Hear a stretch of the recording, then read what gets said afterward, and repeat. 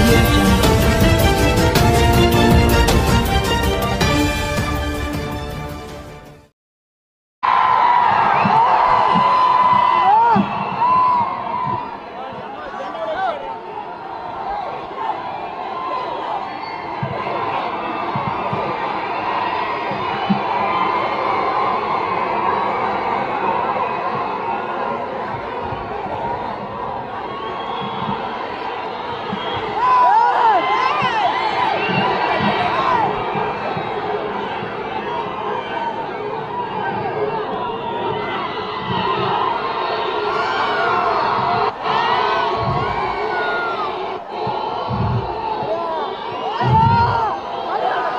झंडा एक पसंद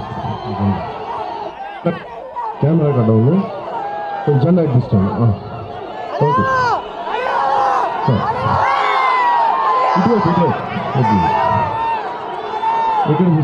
ఇక్కడ తీసుకో ఓకే లాంచ్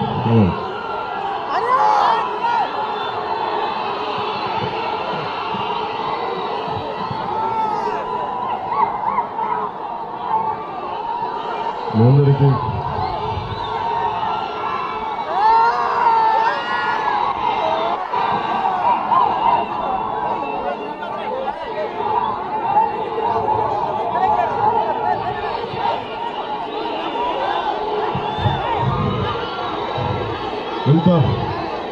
ఇంత ప్రేమాభిమానాలని మీ అందరికీ నేను ఎక్కడికి వెళ్ళినా జాతీయ జెండాతోటి స్వాగతం పలికే జన సైనికులందరికీ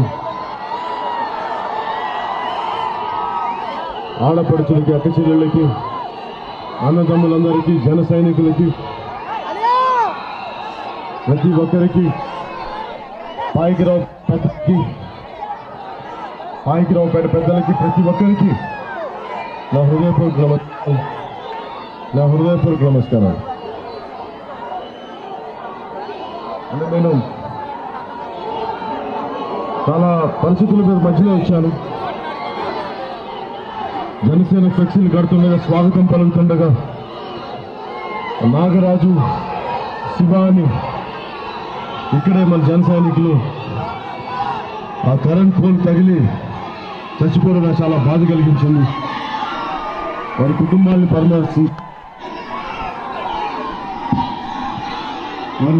పరామర్శించాను. ఆ కెమెరా గడ్డ రాకుండా చూసుకో.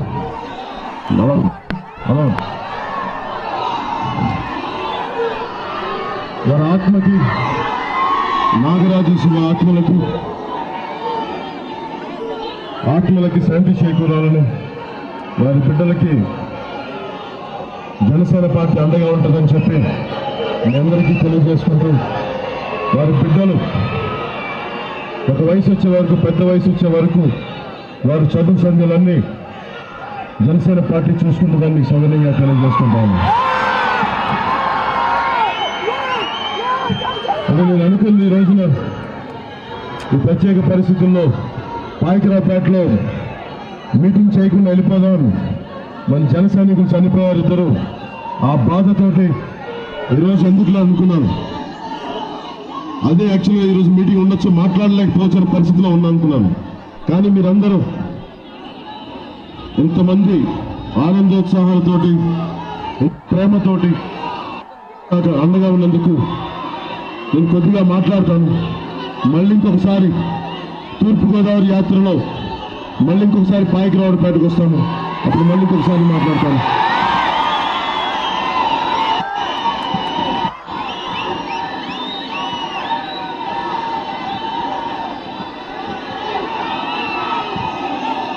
పాయికిరావుపేట గురించి మాట్లాడగానే నాకు గుర్తొచ్చేది మన పాయికిరావుపేటలోని భాగస్వం మన మండలమైన రాయవరంలో గురజాడ గారు పుట్టారు.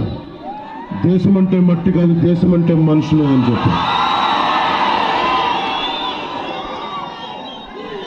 అలాంటి గురజాడ గారు పుట్టిన ఆ ప్రాంతం ఉన్న రాయవరం ప్రాంతంలో పాయికిరావుపేటకి నాకు రావడం నిజంగా చాలా ఆనందం కలిగించింది. చిన్నప్పుడు స్కూల్లో గురజాడ గారి పద్యాలు, వారి నాటికలు చదివిన వాడిని. అంటే చదువుల సరస్వతి ఇక్కడ పుట్టాడు. అలాంటి చదువుల సరస్వతి పుట్టిన రాయవరంలోనే కనీసం ఒక జూనియర్ కాలేజ్ కూడా లేదనే బాధ కూడా నాకు ఉంది. అలాగే నేను మిమ్మల్ని అడుగుతా ఉన్నా, ప్రతి చోట ఇంత యువత ఉన్నారు, వారికి చదువు నేర్పించాలంటే కనీసం పాయకరావుపేటలో ఎన్ని డిగ్రీ కాలేజీలు ఉన్నాయో చెప్తారా మీరు ఎవరన్నా? ఎన్ని డిగ్రీ కాలేజీలు ఉన్నాయి మనకి? మరి ఉపాధి అవకాశాలు ఎలా వస్తాయి? స్కిల్డ్ ఒకవేళ ప్రావీణ్యత లేకుండా, వృత్తి విద్యలు లేకుండా, టెక్నికల్ విద్యలు లేకుండా, డిగ్రీ కాలేజీలు లేకుండా ఇక్కడ ఎలా జరుగుతాయి? ఎలా ఉద్యోగాలు వస్తాయి? ఉపాధి అవకాశాలు ఎలా వస్తాయి అని చెప్పి నాకు అనిపిస్తూ ఉంటుంది.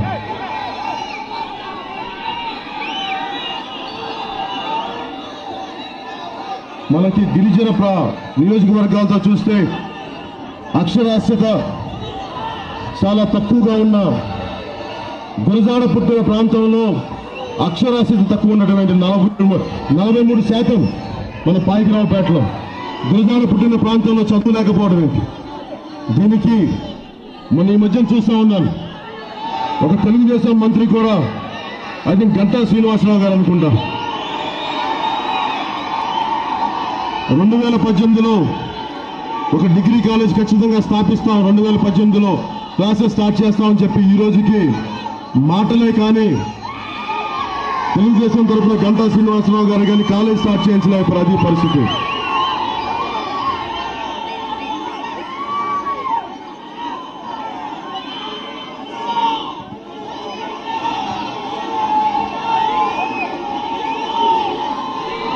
నేను ఎక్కడికి వెళ్ళినా మనకి ఇక్కడ ఉన్నది చెన్నై విశాఖ కారిడార్లో నక్కపల్లి జోన్ దగ్గర చాలా పరిశ్రమలు వచ్చింది. వీటికి సంబంధించి ఉదాహరణకి ఇక్కడ స్థానిక యువతకు ఉద్యోగాలు కావాలంటే సరైన టెక్నికల్ కోర్సులు లేకుండా, సరైన డిగ్రీ కళాశాలలు లేవు. ఇలాంటి పరిస్థితుల్లో ఉద్యోగాలు ఎలా వస్తాయి మనకి? దీన్ని పట్టించుకునే వాళ్ళు లేరు. నేను తెలుగుదేశం పార్టీ కూడా అండగా నిలబడింది, ఏమీ ఆశించకుండా. నేను అనుకున్న మన యువతకి, పాయకరావుపేట యువతకి చక్కని ఉపాధి అవకాశాలు అండగా ఉంటే తెలుగుదేశం పార్టీ అని చెప్పి నేను పోటీ చేయలేదు. ఆ రోజు నేను నిర్ణయించుకున్న 2014లో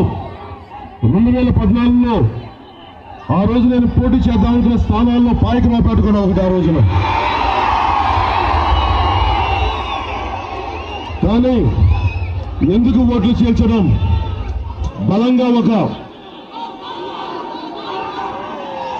బలంగా ఒక్కరికి పూర్తి మెజారిటీ వస్తే ప్రజలకు ఏం కావాలో అది నేను తీసుకెళ్లగలను, ముఖ్యమంత్రి గారు చెప్పగలను అనుకున్నాను. వారు నా చేత క్యాంపెయినింగ్ అయితే చేయించుకున్నారు. ఓట్లు చీల్తే అని చెప్పి పోటీ పెట్టకుండా రిక్వెస్ట్ చేశారు, కానీ నిజానికి ఏమీ చేయలేకపోయారు. ఈ రోజుకి పాయకరావుపేటలో ఒక డిగ్రీ కళాశాల స్థాపించలేకపోయారు. అది తెలుగుదేశం ప్రభుత్వం చేసింది.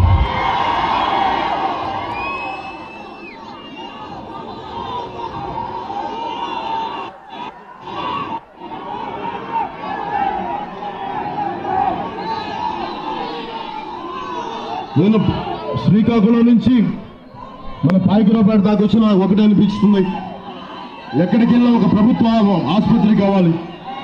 వాళ్ళు 100 పడకలు చేస్తామంటారు ఒక చోట, 100 పడకలు 30 పడకలు ఉన్న చోట 100 పడకలే చేస్తున్నారు, కానీ సరైన డాక్టర్లు లేరు, వైద్య పరికరాలు లేవు, వైద్య సదుపాయాలు లేవు, అంబులెన్సులు లేవు. అలాగే మన పాయకరావుపేటలో 30 పడకల హాస్పిటల్ నుంచి 60 పడకలు చేస్తామని చెప్పారు. మరి కానీ ఈ రోజుగా చేయలేకపోయింది తెలుగుదేశం ప్రభుత్వం. అడిగేవాళ్ళు లేరు. ఈ రోజున కనుక లేకపోయిందంటే ఏ సమస్య ఉన్నా ముందు నేను నిర్ణయించుకుంది ప్రజా సమస్యల మీద, ప్రజా పరిష్కారం కోసం ప్రజా సమస్యలు అధ్యయనం చేసి అర్థం చేసుకుని మాట్లాడడానికి జనసేన పెట్టాను. అందుకే నేను ముందు పోటీ చేద్దామనండి, అన్నిటినీ కాదనుకొని చెప్పి సమస్యలు అధ్యయనం చేసి అర్థం చేసుకొని ఈరోజు నేను ముందుకు వస్తా ఉన్నాను. 2019లో పాయికరావు సీటు జనసేనదే అవుతుందని ఖచ్చితంగా చెప్తున్నాను. 2019లో పాయికరావు అసెంబ్లీ సీటు జనసేన మొట్టమొదటిసారిగా కైవసం చేసుకుంటారు. ఇది గురజాల పెరిగిన ప్రాంతం, గురజాల పుట్టిన ప్రాంతం. ఈ ప్రాంతాన్ని చదువులమయం చేస్తాం గురజాల స్ఫూర్తితోటి. అలాగే స్థానిక యువతకి ఉపాధి అవకాశాలు కావాలంటే టెక్నికల్ కోర్సులు కావాలి, చదువులు ఎక్కడున్నాయి, ఉద్యోగాలు వస్తాయి. దీన్ని అడిగేవాళ్ళు లేరు. నేను మీకు కూడా చెప్తున్నాను, జనసేన మీకు అందరికీ అండగా ఉండే పార్టీ. అలాగే ముఖ్యమంత్రి గారు అడుగుతా ఉన్నారు కబ్జాలు ఎక్కడున్నాయని చెప్పి, భూ కబ్జాలు ఎక్కడున్నాయని చెప్పి. మీరు ఒక ఇసుక మాఫియానే కాదు,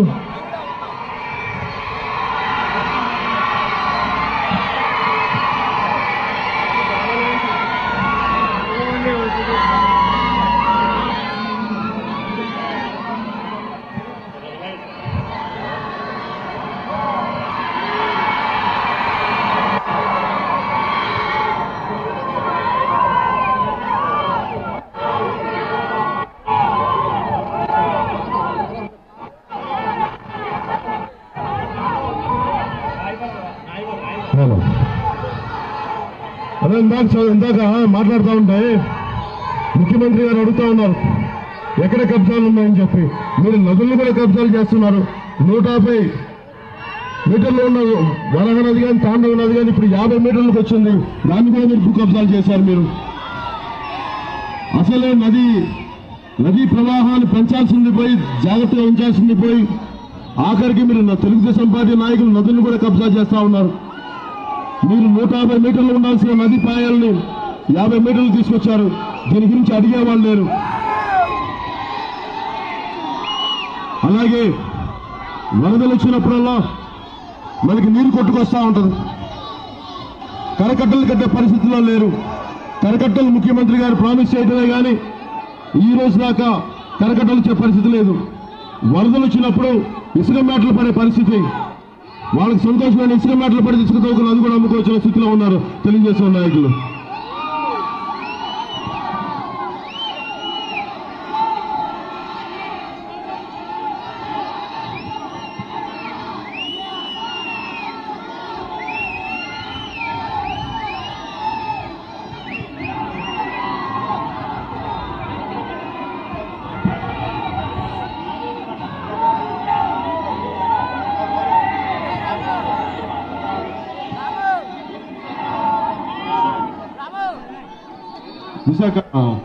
విశాఖ హైవే, అలాగే మన నక్కపల్లి జోన్లో విశాఖ కోస్టల్ కారిడార్ కోసం ఉద్యోగాలు రావాలి. అలాగే 2007లో ఈ హెట్రో డెక్కన్ కెమికల్స్ గ్రామ సభ పెట్టి 1200 మందికి ఉద్యోగాలు ఇస్తామని చెప్పి ఈ రోజున మనకి ఇచ్చింది అతి కొద్ది ఉద్యోగాలు, కేవలం హమాలీలుగా, ఏదో చిన్నపాటి ఉద్యోగాలు తప్ప, కాంట్రాక్ట్ ఉద్యోగాలు తప్ప పర్మనెంట్ ఉద్యోగాలు చేసే పరిస్థితిలో లేరు, ఇచ్చేవాళ్ళలో లేరు. దీన్ని అడిగేవాళ్ళు లేరు. నేను ముఖ్యమంత్రి గారికి కూడా చెప్పాను, మనకి ముఖ్యంగా ఉత్తరాంధ్ర వెనుకబాటుతనం అంటా ఉంటారు. ఇది నేను ఏం చెప్పదలుచుకున్నా మీకు, అల్లూరు సీతారామరాజు తిరిగిన నేల ఇది. అన్యాయం ఉన్నప్పుడు అటు గంజాం జిల్లా నుంచి, బరంపురం నుంచి, కోరాపట్ నుంచి ఇక్కడ దాకా మన తూర్పుగోదావరి రంపచోడవరం దాకా ఇదంతా కళింగాంధ్ర. ఇలాంటి కళింగాంధ్రకి అండగా నిలబడిసిన ప్రభుత్వాలు వీటిని వాడుకోవటమే కానీ మన నీటి సదుపాయాలకి ఏ రోజున కూడా సరైన ఆనకట్టలు కానీ సరైన రిజర్వాయర్లు కానీ మన సాగునీటికి సౌకర్యాలు కానీ అందరూ మాట్లాడదని చేసేవాళ్ళు ఎవరు లేరు. ఈ రోజున ఇంతమంది యువతున్నారు. యువతకి ఉద్యోగ అవకాశాలు లేవు, ఉపాధి అవకాశాలు లేవు. మాట్లాడితే విశాఖ కారిడార్ అని చెప్పి అనౌన్స్మెంట్లే కానీ ఎకరాలకి ఎకరాలు, వేలకు వేల ఎకరాలు దోచేయడం కానీ ఉద్యోగాలు కల్పించే పరిస్థితిలో లేరు. మీకు నిరుద్యోగ భృతి అందుతుందా? మీ అందరికీ నిరుద్యోగ భృతి అందుతుందా? ఉద్యోగం ఇవ్వటంటే వాళ్ళ అబ్బాయి లోకేష్ గారికి ఐటీ మినిస్టర్ పదవి తప్ప ముఖ్యమంత్రి గారికి ఇంకే దృష్టిలో లేదు. అది వారికి ఉద్యోగం ఇవ్వడం అంటే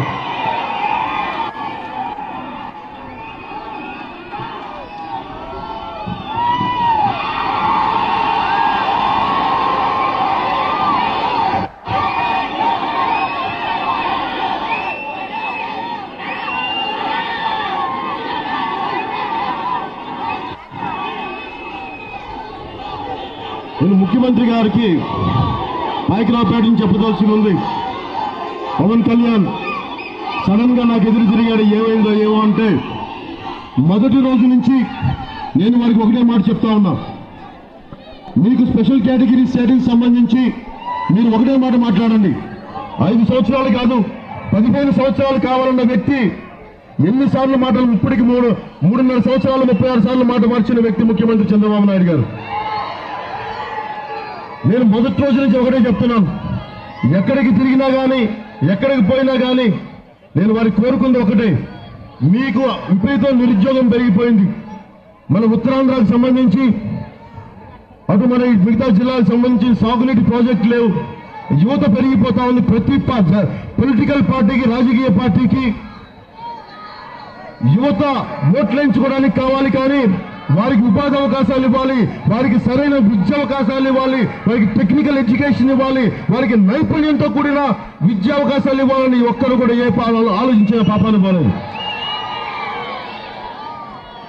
నేను అభివృద్ధి అంటే ముఖ్యమంత్రి గారికి అమరావతిలో అభివృద్ధి తప్ప వారికి పాయకరావుపేట అభివృద్ధి అవసరం లేదు. కనీసం అమరావతిలో 100 ఎకరాలు యూనివర్సిటీలకి ఇచ్చేశారు, దానదత్తం చేశారు. కనీసం ఇక్కడ ఒక్క డిగ్రీ కాలేజ్ స్థాపించడానికి ఇంకా వెనకాడుతున్నారు ఆ గంటా శ్రీనివాసరావు గారు కానీ మిగతా తెలుగుదేశం నాయకులు కానీ. మేము ఆరోగ్య ఆంధ్రప్రదేశ్ చేస్తామంటారు.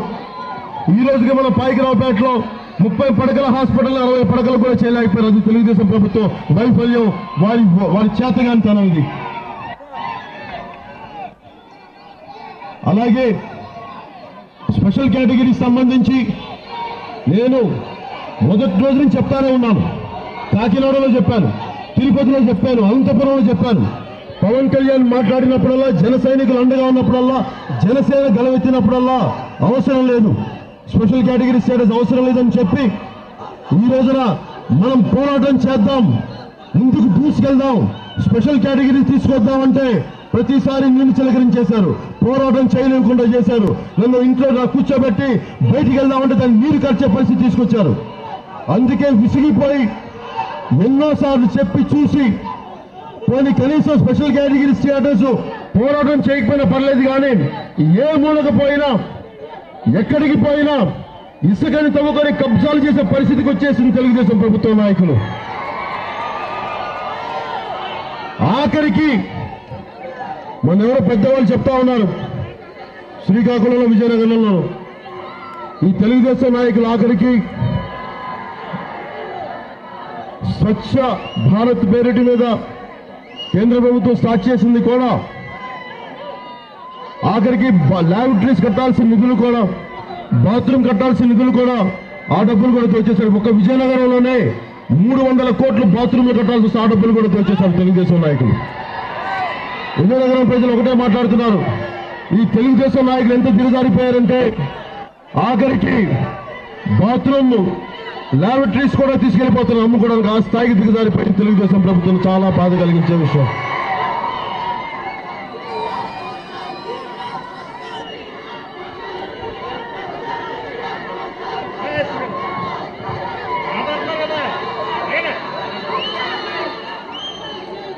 అలాగే ఈ హెట్రోడెక్కన్ కెమికల్స్ ఇక్కడ మనకి ఇండస్ట్రియల్ దాంట్లో ఉన్నారు, ఉద్యోగాలు తక్కువ ఇచ్చారు.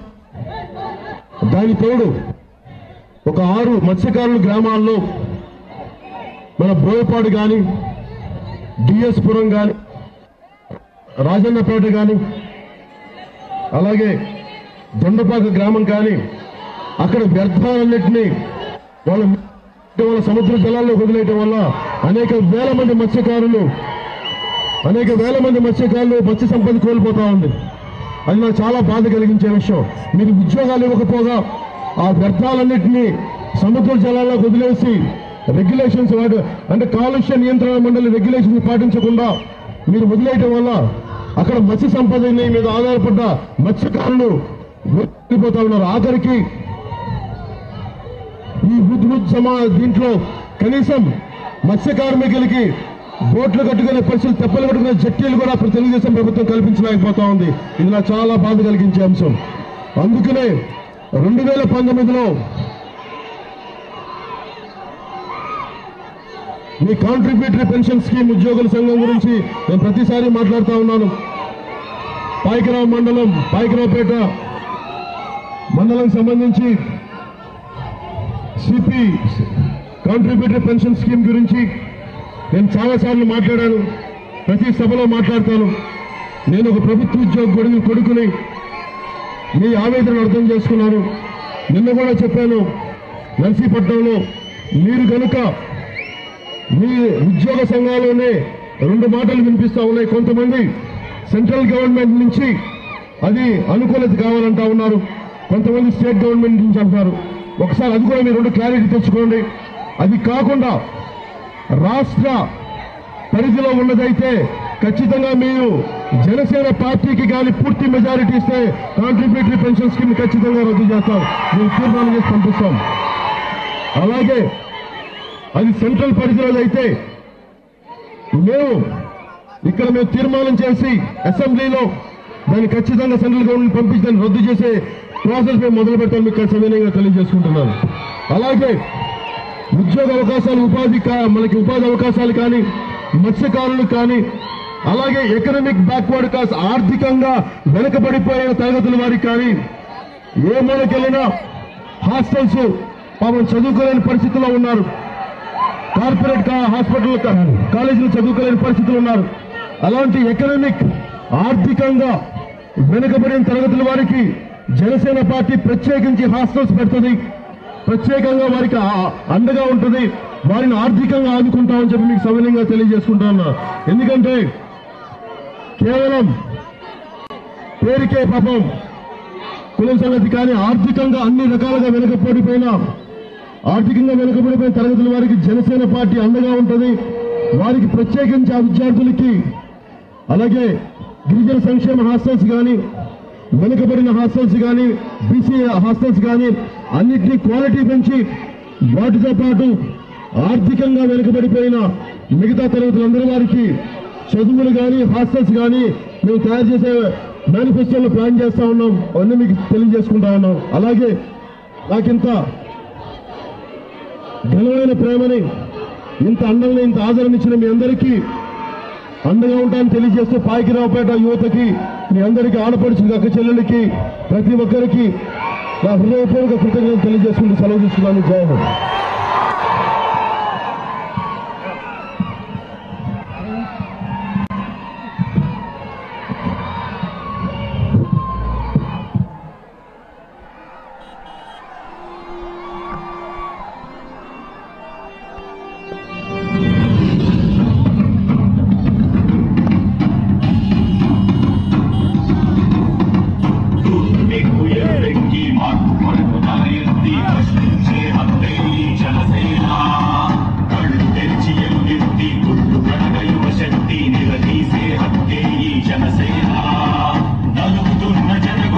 ఏంటండి, వీడియో నచ్చిందా?